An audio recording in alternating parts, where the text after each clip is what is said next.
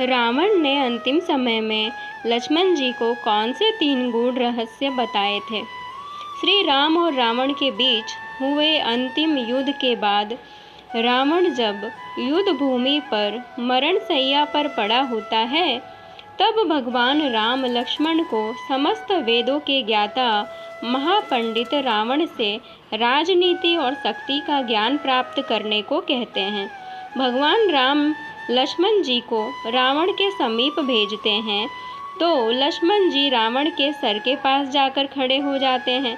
फिर कुछ देर बाद आकर भगवान राम से कहते हैं कि रावण तो कुछ बोल ही नहीं रहे। तो भगवान राम लक्ष्मण से कहते हैं कि जब हमें किसी से कुछ ज्ञान प्राप्त करना हो तो हमें उसके चरणों में जाकर बैठना चाहिए। और दूसरी बार लक्ष्मण रावण के चरणों के पास जाकर बैठते हैं। तब रावण अंतिम समय में अपने जीवन के 3 गूढ़ रहस्य लक्ष्मण जी को बताते हैं। अच्छे कार्य में कभी विलंब नहीं करना चाहिए और अशुभ कार्य को मोहवश करना ही पड़े तो उसे जितना हो सके उतना टालने का प्रयास करना चाहिए। मैंने भगवान राम की शरण में आने में देरी कर दी, इसी कारण आज मेरी यह हालत हुई है। अगर मैंने समय रहते उचित निर्णय लिया होता और भगवान राम की शरण में चला जाता तो मेरे कुल का, मेरी प्रजा का विध्वंस नहीं होता, आज सभी जीवित होते।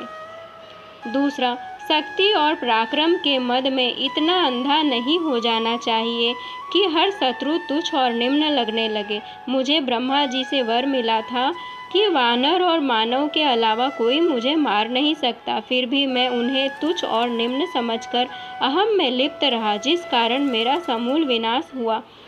अंतिम बात रावण ने यह कही कि अपने जीवन के गूढ़ रहस्य स्वजनों को भी नहीं बताने चाहिए, चूँकि रिश्ते और नाते बदलते रहते हैं। जैसे कि विभीषण जब लंका में था तब मेरा हितैषी था, पर श्री राम की शरण में आने के बाद मेरे विनाश का माध्यम बना।